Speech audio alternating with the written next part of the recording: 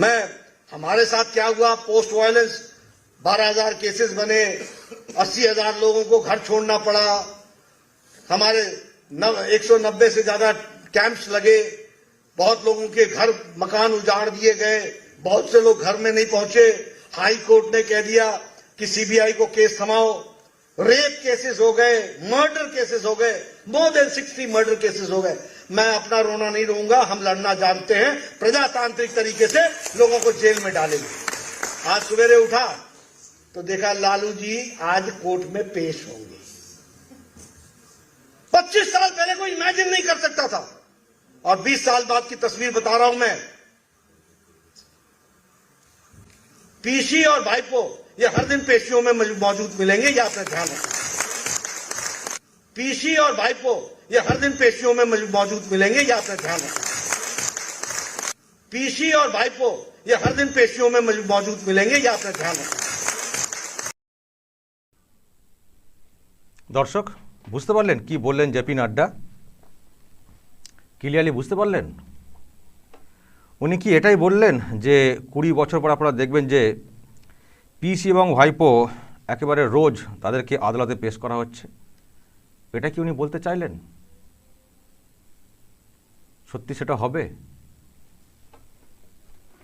দর্শক, আমি শফিকুল ইসলাম এবং আপনারা দেখছেন আরামবাগ টিভি। বঙ্গ সফরে এসেছেন বিজেপির সর্বভারতীয় সভাপতি জেপি নাড্ডা। গতকালকে এসেছেন। আজকে এক গুচ্ছ কর্মসূচিতে তিনি কিন্তু অংশ নিয়েছিলেন এবং একটি জায়গাতে তিনি যখন বক্তব্য রাখছিলেন তখন কিন্তু এরকম একটা মন্তব্য করেছেন। বলেছেন যে আজ থেকে 25 বছর আগে কখনো কি আমরা ভেবেছিলাম যে লালু প্রসাদ যাদবকে আদালতে পেশ করা হবে? এরকম কি আমরা কখনো ভেবেছিলাম? আজকে তো সেটা হচ্ছে। আর সেই কথা বলতে গিয়েই আগামী 20 বছর পর কি হবে সেটাও যেন তিনি কার্যত একটা ভবিষ্যৎবাণী করলেন। বললেন যে পিসি এবং ভাইপোকে দেখবেন যে রোজ আদালতে পেশ হতে, এরকম দেখতে পাওয়া যাবে। দর্শক, আমি কিন্তু এটাই শুনলাম, জানি না আপনারা কি শুনেছেন। এবং তার আগে বললেন যে এখানে কি হয়েছে, ভোট পরবর্তী হিংসা কি হয়েছে, কত কেস হয়েছে, কত কি হয়েছে, এবং প্রজাতান্ত্রিক সিস্টেমে আমরা কিন্তু জেলে ভরব, সেটাও তিনি কিন্তু বললেন। এবং বলে আজকে সকালে শুনেছেন লালু প্রসাদ যাদবকে পেশ করা হচ্ছে আদালতে। এবং তারপর তো বললেন যে আমরা কখনো ভেবেছিলাম 25 বছর আগে এরকম কিছু একটা হবে। এই কথা বলে তিনি কিন্তু একেবারে আগামী 20 বছর 20 বছর পর কি হবে সেটা তিনি আজকে কার্যত একটা ভবিষ্যৎবাণী করলেন যে তখন দেখা যাবে রোজ পিসি ভাইপোকে আদালতে পেশ হতে। দর্শক, আবারও বলছি, সত্যি সেটা হবে কখনো? দর্শক, যদি এই নিয়ে আপনাদের কিছু বলার থাকে অবশ্যই আপনারা কমেন্ট বক্সে কমেন্ট করে জানাবেন। তবে দর্শক, আমি আজকে আরও দুটো বিষয় আমি কিন্তু আপনাদেরকে দেখাবো, যেটা আর কি জেপি নাড্ডা আজকে বলেছেন। দর্শক, আমি কিন্তু একটা প্রতিবেদন করেছিলাম যখন শুনেছিলাম যে রাজ্যে আসছেন জেপি নাড্ডা। আমি বলেছিলাম যে এভাবে এসে শুধু বক্তব্য রাখবেন, মিটিং করবেন, এটা করলে কিন্তু সংগঠন চাঙ্গা হবে না। কিছু প্রশ্নের কিন্তু উত্তরের প্রয়োজন রয়েছে। যে প্রশ্ন এই রাজ্যে বিরাট আকার ধারণ করছে সেসব প্রশ্নের কিন্তু উত্তরের প্রয়োজন রয়েছে। যাদের সরকার চলছে কেন্দ্রে, তারা কেন সেই উত্তরটা মানুষের কাছে পরিষ্কার করছে না, সেই কথা বলে আমি বলেছিলাম যে এই রাজ্যে এখন একটা বড় প্রশ্ন দেখা দিয়েছে যে কেন্দ্র সরকার জব কার্ডের টাকা আটকে রেখেছে। কেন আটকে রেখেছে, এটা একটা বিরাট প্রশ্ন। কেন নিয়ে অনেক প্রশ্ন রয়েছে, কিন্তু তার ঠিকঠাক উত্তর নেই।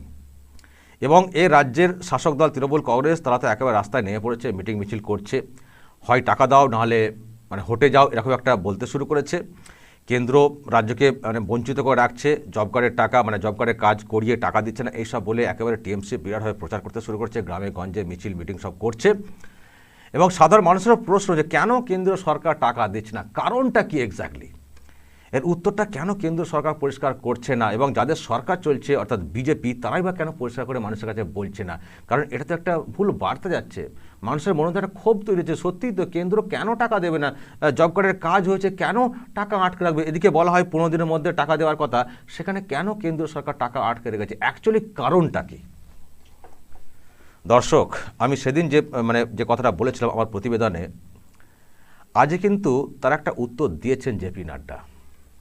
কি বলেছেন জব কার্ডের কাজ নিয়ে, আমি দর্শক আপনাদেরকে সেটা প্রথমে শোনাবো, তারপরে এটা নিয়ে আমি ব্যাখ্যাতে আসবো।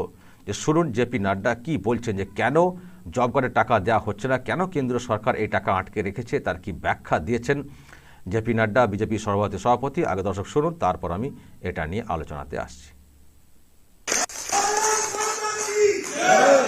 और उसमें मैं जो सबसे बड़ी बात बताना चाहता हूं, मैं यहाँ आया, अब आपको मालूम है कि पत्रकार हमारे माइक आगे लगा देते हैं, आपका क्या विचार है, अब राष्ट्र के नाम संबोधित करो तो बोलना भी पड़ता है, कि मैं तो अवॉइड करता हूं, लेकिन मैं आप सुनता हूं कि प्रश्न क्या है। तो प्रश्न ये था कि आपने वो मनरेगा का पैसा देखिए, मतलब चित भी तुम्हारी, पट भी तुम्हारा, हेड भी तुम्हारा, टेल भी तुम्हारा, ये कैसे राजनीति में चलेगा? अरे मनरेगा का 3 साल से हिसाब नहीं दिया, 3 साल से हिसाब नहीं दिया, और एक कमेटी भेजी तो एक जगह पर 57 लाख यूटिलाइजेशन सर्टिफिकेट का वसूली मांगनी पड़ गई, और एक जगह भेजा तो 327 लाख का पेमेंट ही नहीं हुआ है।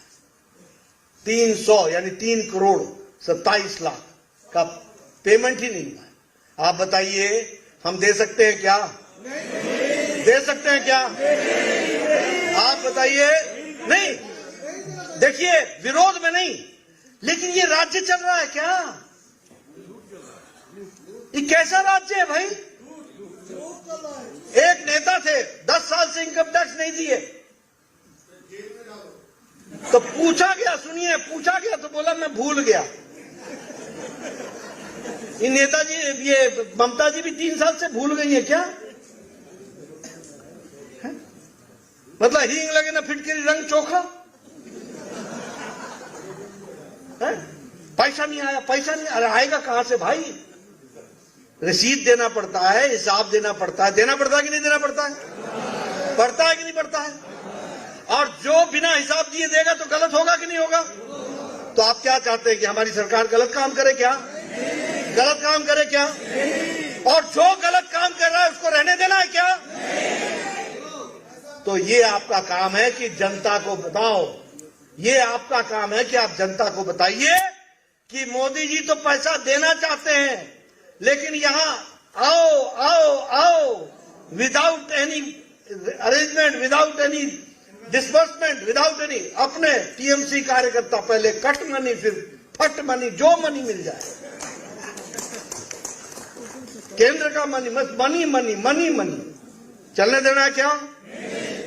प्रजातांत्रिक तरीके से लोगों को समझा देना है कि मोदी है तो मुमकिन है, और पश्चिम बंगाल में भी कमल खिला करके दिखाएंगे, ये हम आपको बताना चाहते हैं। শুনলেন দর্শক, 3 বছরের হিসেবই নাকি দেওয়া হয়নি, কেন্দ্র টাকা দিচ্ছে তার নাকি হিসেবই দেওয়া হচ্ছে না, এবং এটাও বলেন যে কিছু অভিযোগ এসেছিল এবং সেই অভিযোগগুলো খতিয়ে দেখা হয়েছে, সেখানে প্রচুর কারচুপি হয়েছে, আবার কোথাও কোথাও টাকা দেওয়া হয়েছে, পেমেন্ট হয়নি, টাকা দেওয়া হয়েছে, পেমেন্ট হয়নি, হিসেব দেওয়া হয়নি। যদি হিসেব না দেওয়া হয় তাহলে কি করে কেন্দ্র টাকা দেবে? কেন্দ্রকেও তো হিসেব রাখতে হবে যে আমি টাকাটা দিচ্ছি, কি কাজের জন্য দিচ্ছি, কতটা কাজ হচ্ছে, কত পেমেন্ট দিচ্ছি, তাকেও তো মানে কেন্দ্র সরকারকেও তো হিসেবটা রাখতে হবে। যদি রাজ্য যদি হিসেব না দেয় তাহলে কি করে টাকা দেবে? আর এদিকে টিএমসি বলছে যে টাকা দিচ্ছে না, কেন্দ্র বঞ্চনা করছে, বঞ্চিত করে রাখছে এই বাংলাকে শুধুই বঞ্চনা, মানে এই বাংলাকে শুধুই বঞ্চিত করে রাখা হচ্ছে, এইসব টিএমসি প্রচার করছে। কিন্তু আসল যে বিষয়টা সেটা হচ্ছে যে কেন্দ্রকে নাকি হিসেবই দেয়নি। আরে একটা টাকা দিলে তার তো একটা রসিদ দিতে হবে, একটা হিসেব দিতে হবে, তো তা নাহলে কেন্দ্র কি করে পরে আবার অন্যদেরকে হিসেবটা বোঝাবে? তো যদি কেন্দ্রকে যদি হিসেব না দেওয়া হয় তাহলে কি করে টাকা দেবে কেন্দ্র? প্রথমত যে কাজ হয়েছে, কাজে প্রচুর কারচুপি হয়েছে, সেটা একটা পার্ট, এবং তারপর হিসেব দেওয়া, সেই হিসেবই নাকি দেওয়া হয়নি, সেই জন্যই নাকি কেন্দ্র টাকা দিচ্ছে না। তো কি করে কেন্দ্র টাকা দেবে? এদিকে কাটমানি ফাটমানি করে একবারে সব লুটপাট চলবে, আর কেন্দ্র টাকা দিয়ে যাবে। কার্যত এরকম একটা মন্তব্য করেছেন আজকে জেপি নাড্ডা। দর্শক, রাজ্যের মুখ্যমন্ত্রী মমতা বন্দ্যোপাধ্যায় বিভিন্ন সময় একটা কথা বলে থাকেন যে এই বাংলা সবার থেকে এগিয়ে বাংলা। তবে তিনি শুধু একাই নন, তার দলের আরও অনেকেই কিন্তু এই ধরনের মন্তব্য বিভিন্ন সময় করে থাকেন, এবং কোনো ক্ষেত্রে তো আবার কেন্দ্র সরকারের রিপোর্ট বলে উল্লেখ করে থাকেন যে কেন্দ্র সরকারের রিপোর্টে নাকি এই বাংলা এগিয়ে বলে দেখানো হয়েছে। তবে দর্শক, আমরা কিন্তু সেই রিপোর্ট দেখাতে কখনো দেখিনি, মানে যারা বলেন আর কি অন ক্যামেরা মিডিয়ার সামনে, কখনো তাদেরকে আমরা রিপোর্ট দেখিয়ে বলতে দেখিনি, জাস্ট বলেন যে কেন্দ্র সরকার রিপোর্টে এটা দেখা গেছে এই বাংলা এই কাজে বা এই বিষয়ে সবার থেকে এগিয়ে।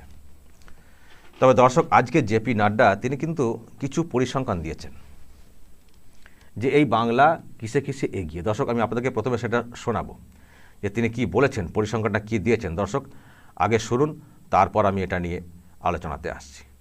लेकिन मेरे सामने जो प्रश्न है, क्या बंगाल हम ये तस्वीर देखना चाहते हैं?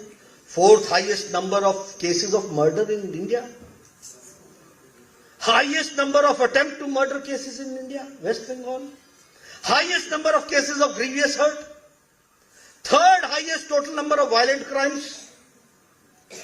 और हमारी सीएम एवरी रेप घटना को बोलती है छोटो घटना हो,